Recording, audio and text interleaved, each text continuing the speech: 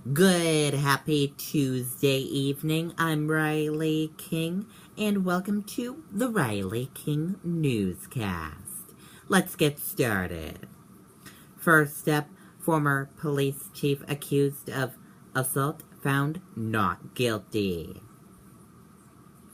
A former police chief accused of sexually assaulting a teenager girl 16 years ago was found not guilty to all of charges Tuesday.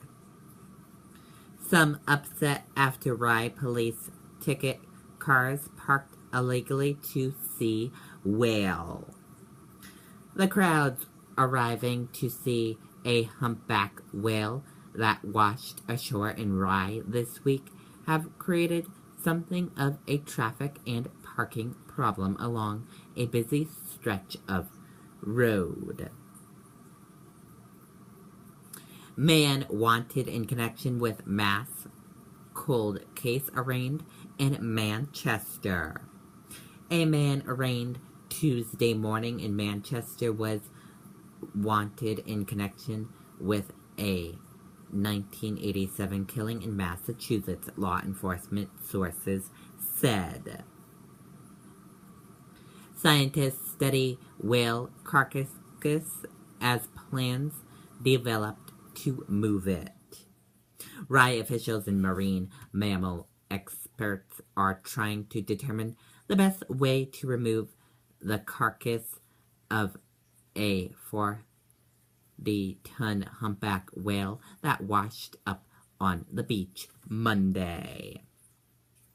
Benghazi report false security. No new allegations against Clinton.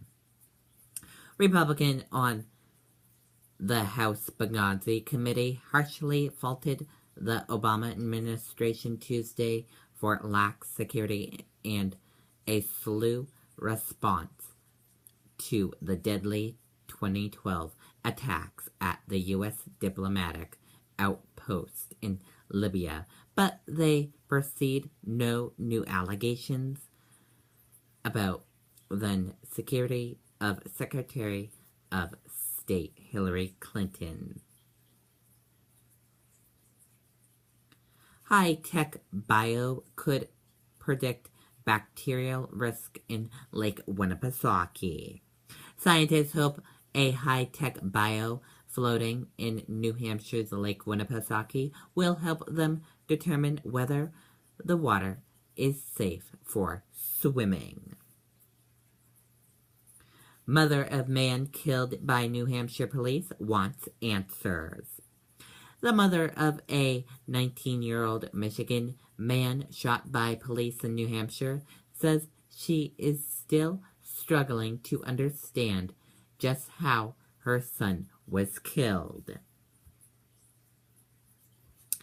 Firefighter accused of setting brush fires indicated on arson charges. A Stoddard firefighter accused of starting 2 brush fires was formally charged Monday with arson. Patriots player offering football clinic for women. Ladies, now is your chance to get coached by a New England Patriot and learn more about football. Inspired by Brexit, New Hampshire group seeks session.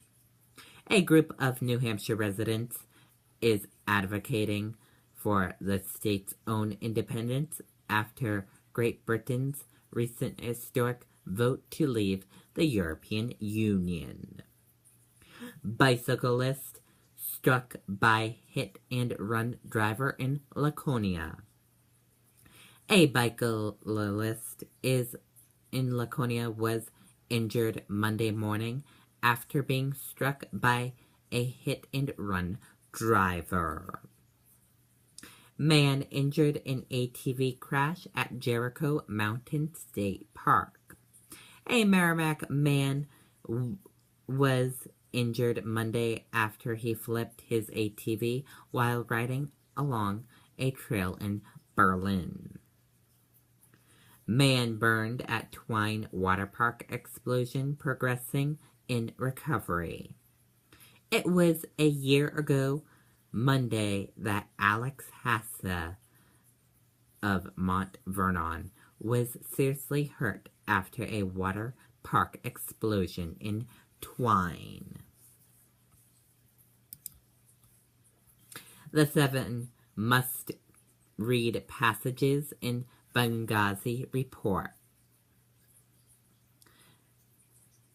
Number 1, the 7.30 video conference. Number 2, clothing changes. Number 3, the dinner party. Number 4, military never deployed. Number 5, the pro-Quafan force that saved Americans. Number 6, CIA analyst corped to errors. And number 7, state officials said Susan Rice wasn't off the reservation. Stocks rebound after Brexit sell-off. Dow closes up more than 250 points. U.S. stocks closed higher Tuesday, lifted by gains in oil prices as investors looked for bargains after the Brexit sell-off. Analysts also noted improvement sentiment after intentional fears of significant negative spillover from the UK vote to leave the European Union. The major averages extended gains into the close, with the Dow Jones Industrial Average closing about 269 points higher and the Nasdaq Composite up 22.1%. The S&P 500 closed nearly 1.8% higher.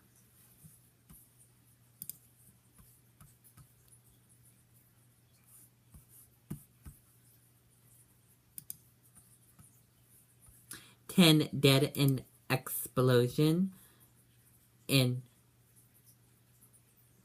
10 dead in 2 explosions at Istanbul Airport.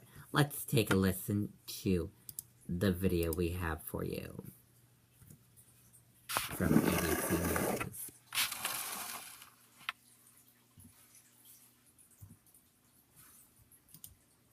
In Turkey say a pair of explosions rocked the Ataturk airport in Istanbul just moments ago. The Turkish justice minister explained and said 10 people were killed in those blasts, again, at the airport. It's the 10th largest airport in the world, the 3rd largest airport in Europe. Only London's Heathrow and Paris's Charles de Gaulle airport handle more passengers. This here, video from the scene shortly after the explosions. Again, multiple people hurt.